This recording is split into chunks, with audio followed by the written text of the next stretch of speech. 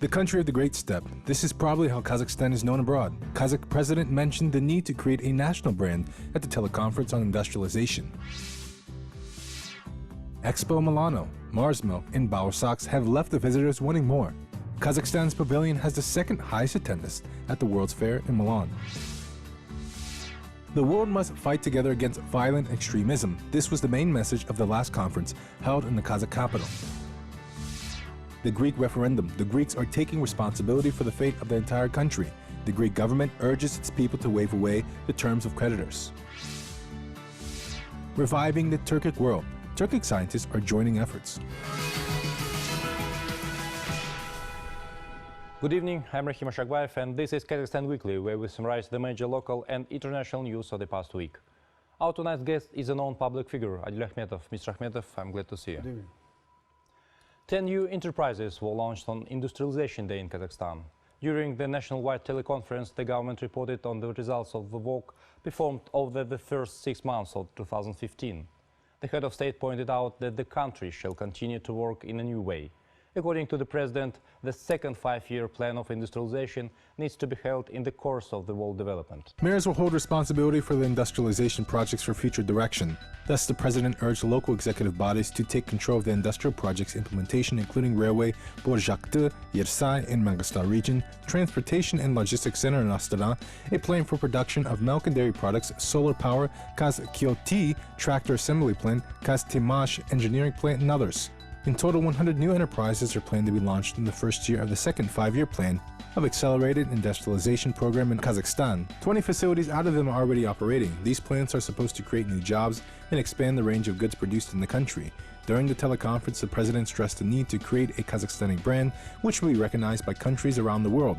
Nursultan Nazarbayev cited as an example Japan, the country of the rising sun. According to the president, Kazakhstan can be called the land of the Great Steppe. Nursultan Nazarbayev stressed that under the slogan, "In a new brand, the country should be represented to the world community as a new Kazakhstan." I was in Milan. They have a good food program, and our farmers showed import apples weighing more than a kilo. Everyone was astonished. People understand that Kazakhstan is the land of apples. We need to have something to be distinguished with. Suppose France is famous for its perfumes they produce and fine wines. The Japanese are known for eating raw fish, and people in Kazakhstan began to eat it also. Before, it was unimaginable.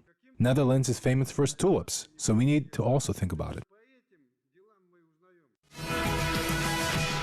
Mr. Akhmetov, what president's remarks would you like to emphasize? By the way, I also watched the nationwide teleconference carried out here in Kazakhstan, in Astana. By the way, I also saw you participated in that meeting. And I was impressed by the speech of the president. He outlined a lot of issues related to the second 5-year plan of industrial and innovative program, state program. And by the way, we should underline that such teleconferences have become usual practice. Every 6 months, the government reports to the president on the implementation or on the fulfillment of those programs which have been already taken before. And this teleconference is one of them. And the government reported to the president on those programs which have been carried out or fulfilled during the last 6 months. And from the president's speech, I drew that nowadays infrastructural programs are being carried out very intensively. And visually we've seen that new roads are being created, new bridges are being installed. And in connection with the Western European, Western China, for example, project, a lot of construction sites working very actively. And from this point of view, the president outlined that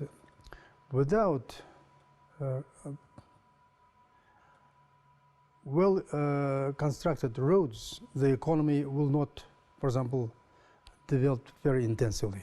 In this connection, he gave a lot of examples. For example, in Germany, the roads were paved or the roads were constructed by the former Chancellor of Germany, Adenauer. And also he gave other examples, who, for example, built the roads in France, who built the roads in some other countries. In this connection, I would like to add one more example. In 1990s, I stayed and worked for 3 years in the United States, and I was surprised that the roads in the United States play great role. The roads are the blood vessels of the economy. And if the roads are constructed, well constructed, it intensifies the economy. And here our president has set up the same kind of task. And now the roads are being created in Almaty region, in eastern Kazakhstan region, in northern Kazakhstan region, in western Kazakhstan region, in southern Kazakhstan region, all over the country. And like sun rays from Astana, those lines are being created. This is a good sign. I think this is the most important one among the industrial programs. Of course, other programs are also very important, but the roads, I think, is the very important one. By the way, in order to understand the scale of the road construction works, he compared the project to West China to West Europe, and we have built about 1.8 thousand kilometers. Absolutely. On the other hand, the size of the country. Absolutely. If we don't build the roads, nothing will change. Nothing will change, and it will impact on the private economy of every family. If a family has a car, if the roads are bad, most of his capital or money will go to repair his car, you see, and it decreases his standard of living, you see. And the state, if we take it on the scale of the state, it's again very important, again very important. And of course, the president outlined a lot of issues, and the most fact that impressed me is he again referred to the government reform, when, for example, the number of ministries have been reduced and the responsibility and the access of power was moved to regions. See? Now regions should work very responsibly, because it's impossible, for example, to control from Astana or from Almaty all the regions, you see. That's why the responsibility of the governors and the mayors should be raised. And I think it's a very right policy, right policy. And what project of the second five-year plan would be a breakthrough for Kazakhstan, in your opinion? I think the president has outlined, for example, oil and gas area is one of the important areas, and also metallurgical area is a second area, and also chemical, for example, fertilizers are, for example, will be produced in south, in Jambul region, for example, and very many other areas the president outlined, and some of them are being implemented very rapidly, some of them are launched just now, and some of them were launched earlier. But the most important fact is a lot of jobs have been created, you see, during the crisis time. This is the most important fact. Kazakhstan represented its vision and convincing answers to the question how to feed the planet at the Expo in Milan in 2015. Our pavilion, titled Kazakhstan, the Land of Opportunities, has become very popular among tourists. Every day it's visited by about 4,500 people. Last week, the Day of Kazakhstan was held within the World's Fair, which was opened by President Nazarbayev. The President of Kazakhstan spoke at the opening ceremony of Kazakhstan's Day in Milan last week. Addressing the guests of the exhibition, he emphasized the high relevance and urgency of the main theme of Expo 2015, Feeding the Planet, Energy for Life. According to Nursultan Nazarbayev, amid the challenges of the 21st century, food security is important. Take into account the next 3 decades, the world's food consumption will increase twofold. In this regard, the country should join efforts. The Kazakh president noted that Kazakhstan is already making a significant contribution to ensure global food security. The country is one of the top 10 largest exporters of grain and one of the world's top 5 flour exporters. Kazakhstan annually exports nearly 6 million tons of wheat grain to Asian countries and another 2 million tons of the European Union member states. Kazakhstan exports wheat to more than 70 countries. Nursultan Nazarbayev also met with the Secretary General of the International Exhibitions Bureau, Vicente Los Cortales, during his trip to Milan. In the course of the meeting, the parties discussed in detail the preparation progress to the upcoming Expo 2017 to be held in Astana. The President Nazarbayev said the exhibition in Milan would help Kazakhstan to acquire the necessary experience. Just as we have promised, we will complete the construction of all necessary facilities by the end of 2016. We will ensure the developers will meet the deadlines. All the preparatory works are underway according to the schedule.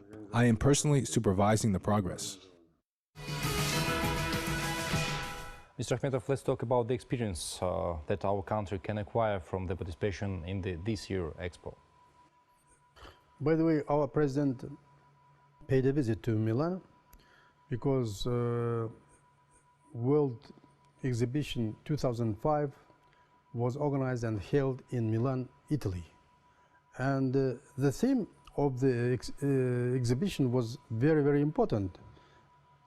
It was titled as Expo 2015, Feeding the Planet, Energy for Life. Feeding the Planet. Very interesting title, very interesting theme.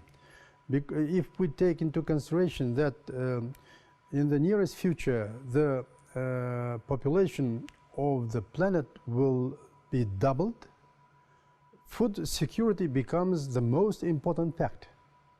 And from this point of view, our president underlined and he said that Kazakhstan will play very great role in ensuring food security not only within Kazakhstan but all over the world. And he has a good foundation to say so, because Kazakhstan is one of the biggest grain exporter in the world, one of the 10.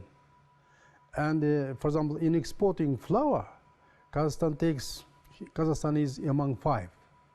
That means Kazakhstan will play great role in ensuring food security all over the world. This is absolutely a fact, a very strong fact.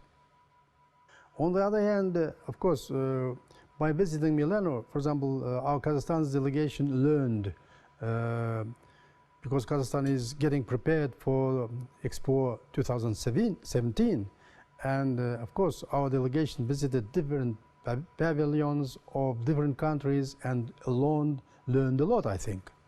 And this is a very important fact. On the other hand, the president underlined that Kazakhstan should create its own national brand. Like, for example, Japanese brand, everybody knows, for example, Mitsubishi, Toyota, or sushi. Yes, sushi, yeah, raw fish, for example. And the president, by the way, underlined that some years back, for example, Kazakhs never ate, for example, raw fish, but now it's a usual practice. On the other hand, he gave another example. For example, South Korea has its own national brand. For example, LG, and very many other brands. And he urgently underlined, stressed that Kazakhstan should also create its own national brand. And he gave some hints. Kazakhstan is a country with large steppes. Why, for example, our brand could not be, for example, the land of Great Steppes. See? Immense blue sky. Yeah, immense blue sky. And he just hinted the business people and the ministers of the government should think over it and create this blend, national blend. I think this was a very good, good fact, I would say. And the 2017 exhibition is approaching very rapidly. And in this connection, I should say that Kazakhstan is getting prepared very seriously. And according to the information we heard from the teleconference, everything will be done and created in time. Kazakhstan supports the adoption of an international convention on combating against terrorism. Kazakh Prime Minister Karim Masimov made an announcement to this initiative during the Central and South Asia Regional Conference on Counteraction of Violent Extremism held in Astana. Masimov said that nowadays international agreements are only effective for individual cases. According to the head of the Kazakh government, the international convention would allow taking joint and concrete actions to curb the propaganda of terrorism and extremism, to prevent the entry of emissaries recruiters, and to track export channels of citizens to the ISIS-controlled areas. Our next story sheds a better light to what sorts of proposals have been presented at the conference. Representatives of 24 countries got together in Astana for 2 days to discuss various measures on the fight against terrorism last week. Experts tried to understand what actions need to be taken in order to prevent this kind of evil's pervasion into the minds of the people and social structures of the entire states. The meeting participants agreed that, first of all, a source of threat to the national welfare of the countries must be fought not individually, but collectively. The head of the National Security Committee of Kazakhstan, Nurtai Abikayev, proposed to create a unified list of terrorist groups and to impose sanctions against countries and organizations directly supporting these extremist forces. In addition, the participants proposed to carefully identify and fight those who finance activities of the radicals. To combat terrorism through social networks was proposed at the conference as well. As the Kazakh Prime Minister Karim Masimov clearly pointed out in a speech, all of this negative information travels easily on the internet, which is full of online publications calling for armed jihad. The Prime Minister noted that some of these videos are viewed by millions daily. According to the director of the Kazakhstan Institute for Strategic Studies, Yerlan Karin, there should be limited media of terrorist activities. According to him, the hype around these terrorist groups in Iraq and Levant only provokes those extremist cells that are still kept in the quiet. He noted that 4 to 5 years ago, it was impossible to imagine that something more dangerous than Al-Qaeda can appear in the world. However, today, ISIL and Boko Haram pose a much greater threat for the world than Al-Qaeda has ever done before. Today, they have reached a new level. They extensively use all illegal and legal opportunities to expand their presence in different states. We believe it is crucial to reduce the levels of support of extremism and terrorism in some regions of the country, where local and public assistance is provided for people leaving to fight in Syria. In this regard, we expect more of a constructive and active cooperation from our foreign colleagues. So, Mr. Akhmetov, there have been many proposals at the conference. We hope that they will be very useful in the future. How realistic is for Kazakhstan and the world in general to control the World Wide Web? Yes, as you have just mentioned, that this was a very important meeting because international terrorism is growing from year to year, and new terrorist groups emerge every year. And just a few years back, it was difficult to, for example, to find out such terrorist groups as Boko Haram or very many others, or ISIS, for example. But now they exist because not simply we should not say that they exist, but how they were created. See, this is a big question because they are well armed. And they control a lot of areas, for example, not only in Iraq, but in Libya, in, for example, Yemen, in Syria, in very many other areas of the world. This week, Europe's attention was focused on Greece. Officials are making statements on current situation almost every hour. The media continues to report quoting politicians. On Tuesday, June 13th, the Greek authorities have yet to transfer the tranche of 1.5 billion euros to the IMF. Thus, Greece became the first developed country which committed a technical default. This referendum, which is scheduled for July 5th, may become a turning point in the history of the state. Ordinary Greeks are now responsible for the future of the country. Amid the disagreements with the creditors, the government of Greece has decided to hold a general referendum on the country's bailout deal with the international creditors, where ordinary Greeks will be asked to vote yes or no. The IMF demands to include the introduction or of additional saving mode, tax increases and cuts in pensions, and other social benefits in exchange for debt restructuring. An opinion poll in Greece showed a slight advantage of supporters of the creditors' conditions. Experts connected with the fact that Greeks still want to remain in the EU despite they may suffer from austerity policy. The Prime Minister Alexis Tsipras urged people not to accept the conditions of the lenders. According to him, it will strengthen the negotiation position of Greece. European politicians, however, also believe that such a response would challenge the membership of Greece in the Eurozone. Meanwhile, following the announcement of the referendum date, the population began to massively withdraw funds from the bank deposits. In this regard, the government closed the banks for a week and imposed capital controls and a ban on international online payments. The finance ministers of the Eurozone, on their part, officially decided not to conduct any negotiations with Greece until the outcome of the referendum. Since 2010, the European Union and the IMF had allocated Greece loans totaling almost 250 billion euros. Despite the debt of relief of the country in 2012, its state debt at the moment totals more than 315 billion euros, that is 175% of their GDP.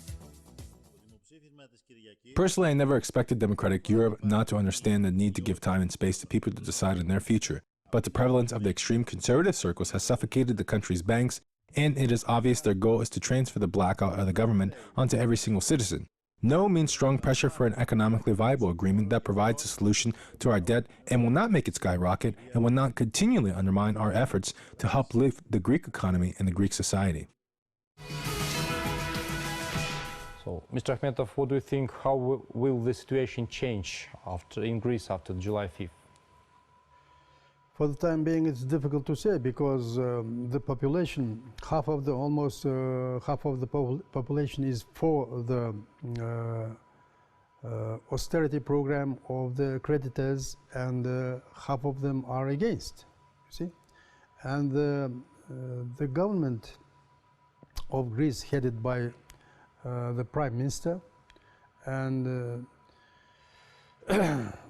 they are working very hard, and the Minister of Finance of Greece also working hard, but I understood that there is a mood that the whole country almost might vote against the austerity program, you see?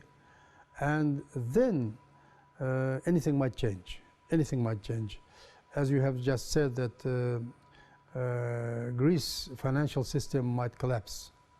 Greece's economic system might collapse because the consequences of the referendum will play a very important role. And on the other hand, Greek people are sick and tired of austerity programs, and now the creditors are proposing new austerity programs to be continued. And pensions should be reduced, and taxes should be raised, and the population is now on the crossroad, how to vote. But don't you think that the behavior, the position of Prime Minister Tsipras looks quite controversial? Controversial because he is backing these kind of demonstrations, because I think he's doing so because it will impact the creditors, and it will perhaps compel them to take measures favorable for their own policy, you see. And besides that, Greece is not the only single country. Other countries are also undergoing very difficult situation. For example, Portugal, and also Spain, also Ireland. And if Greece, for example, becomes bankrupt, it might trigger other countries. On the other hand, for example, UK is also getting prepared to hold a referendum. I think that Greece is a very special case. Yeah, special case. Have you read the book of Michael Lewis, From the First World to the Third? Yeah. So, and according to this book, so Greece had a big mess in the finance, in the governance. Yes, Greece is a special case, of course, but on the other hand, Greece is a very interesting tourist country, and hotels are working very normally, and the tourists are visiting in the normal regime. But on the other hand, their debt is huge before the creditors, before the World Bank, International Monetary Fund, before the European Union. The debt is 350. Very huge, and Greece is not able, for example, to pay back all those debts, you see, and in a very difficult situation. On the one hand, Greece is to fulfill the austerity programs of the creditors. On the other hand, the situation of the people, or living standards of the people, are falling down, you see. That's why very difficult situation. But I think people are wise because Greece used to be the center of democratic change, reforms from the historical times, and perhaps people will choose the right choice, I think, the right path in this case. Let's wait for the 5th of this month when the referendum is over and the decision will be made. Scientists of Turkic states are now in cooperation with each other on research of their rich historical past. In Astana, the representatives of the science academies of Azerbaijan, Kazakhstan, Kyrgyzstan, Turkey, Tatarstan and Bashkortostan signed an agreement on the establishment of the Union of Science Academies of the Turkic world. The new association will deal with common challenges in education and will contribute to closer ties between the scientists. Fraternal nations, common roots. Today, the Turkic world covers more than 40 nationalities and ethnic groups. The Turks, the total number of which reaches about 200 million people, made a special contribution to the world culture. That is why cultural heritage of the Turkic world is great interest to the scientific community. Experts believe that the creation of the Union of Science and Academies will contribute to a deeper cooperation in this direction. The first meeting of the Union was already held in Astana upon the initiative of one of the leading centers of the Turkological research, the International Turkic Academy. The establishment of the organization back in 2010 was initiated by the President of Kazakhstan. Its mission is to explore the past, the present, and the future of the Turkic world and the role of the Turkic civilization. Since its opening, the Academy has done extensive research in this area. Many articles and pieces have been published, various conferences and seminars have been held. The Turkic Academy carries out collaborative research on current challenges of the Turkic studies. In addition to research, the Academy is actively promoting the historical and cultural heritage of the Turkic nations at an international level and popularizing outstanding historical figures of the Turkic world. The Academy has its own library and museum. The Turkic Academy is an intellectual center of the Turkic Council, an international organization of the Turkic-speaking states. This is being done to join resources and efforts of the scientists of the science academies of the Turkic-speaking countries to study global challenges the world is faced with. I think that this alliance will give a new impetus to the development of scientific research. The main tasks are humanitarian sector, ecology, and other important research areas. Together we can help each other in the development of our cultures and languages. We have already outlined our plans. We want to hold an International Archaeological Congress of the Islamic States under the Tatarstan program. Because our archaeological school is more than 200 years old, as is the University of Kazan. So, Mr. Akhmetov, what is the single education space? Single education space means it speaks for itself. Turkic speaking countries at one of the summits, at the last summits, for example, the presidents have come to a conclusion or have made decisions to create the Union of Academy of Sciences of Turkic-speaking countries. And now it has been carried out. And this meeting was initiated by the International Turkic Academy. And the meeting was held here in Astana in Hilton Hotel, Hilton Gardens.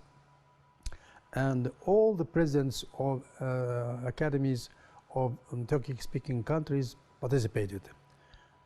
And I was there, and I listened to the speeches of the presidents of academies, and all of them spoke one language. This is created, this union is created with only one aim: to exchange information in the field of education and in the field of science, research.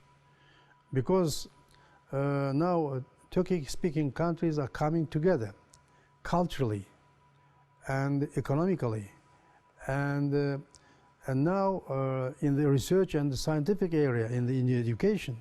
By the way, the chairman of the Union of Universities of Turkic-speaking countries also participated, you see?